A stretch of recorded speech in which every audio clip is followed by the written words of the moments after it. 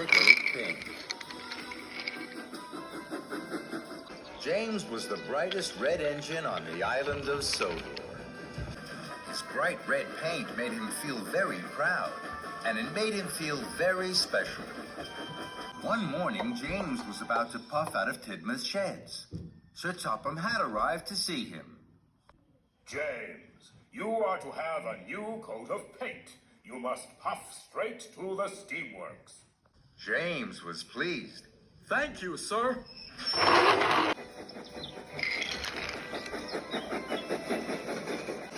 I will be the smartest engine on the whole island. James whistled with pride. James puffed proudly into the steamworks. The workmen were waiting. First, they took off James's old coat of red paint. Then they applied a special pink paint.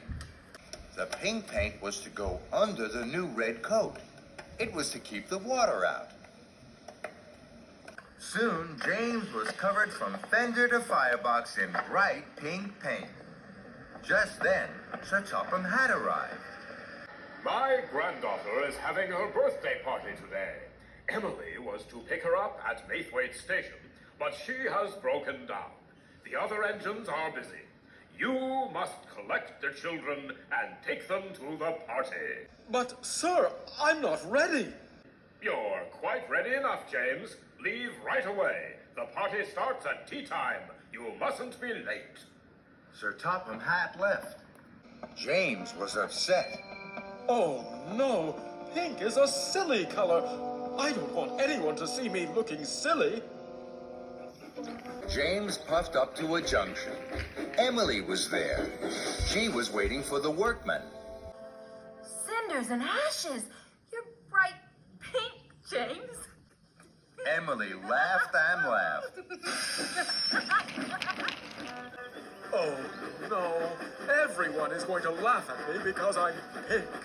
James didn't want to be laughed at. Then an idea flew into his funnel. If I see any other engines on the way to the children, I'll hide.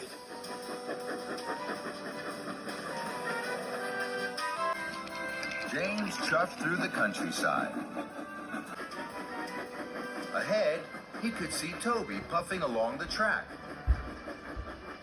I don't want Toby to see my pink paint. He'll think I'm silly. I'll hide under this tree until he's gone. So, James chuffed under the branches of a willow tree. Toby puffed slowly towards him. James kept as quiet as he could, so that Toby wouldn't hear him. Suddenly, James heard a whistle he knew well.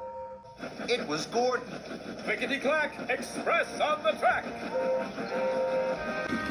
With a wheesh and a whoosh and a whistling wind, Gordon thundered down the express line. The branches of the tree blew up in the air. There was James in his bright pink paint. Toby stopped. He was surprised. Fizzling fireboxes, James. You're a big pink engine. James felt very silly. He didn't like being laughed at. So, he steamed swiftly away. James puffed on towards Maithwaite. I mustn't be late for the children. Then James saw Diesel. Oh, no. It's Diesel. He's sure to laugh. I have to hide quickly. James saw some freight cars. They were piled high with coal. James puffed into the siding and hid behind the freight cars. This is a good hiding place. Then Diesel oiled into the siding. Fizzling fenders. Diesel had to shunt the coal cars. Diesel shunted away the cars that James was hiding behind. So James puffed to the next cars. Then Diesel shunted those away as well. Quickly, James rolled behind the last two freight cars. Then Diesel shunted them away. Oh, no. Diesel was surprised. What are you doing, James? You're a big pig steamy. James felt terrible. Being laughed at by Diesel was worst of all. So James chuffed quickly away. James knew he was getting late. He had to pick up the children before tea time. I will take a shortcut through this tunnel. That way, I'm sure to chuff the Maithwaite on time. James puffed out of the tunnel. Then he heard a whistle. It's Gordon! Oh no! I don't want Gordon to laugh at my silly pink paint. I have to hide. So James reversed back into the tunnel and waited. Gordon pulled up to the tunnel. He could see steam. Who's hiding in there? Express coming through. Come on out. James didn't want to come out. He was sure Gordon would laugh at him. Then Thomas and Percy puffed up. What's happening? Who's in there? I don't know, but the Express can't wait. James knew the engines were waiting for him, and so were the children. If I keep hiding, I'll be late to pick up the children, and they'll be late for their party. So, with a puff and a huff, James chuffed slowly out of the tunnel. He was very unhappy. James, you're all pink. What a funny color.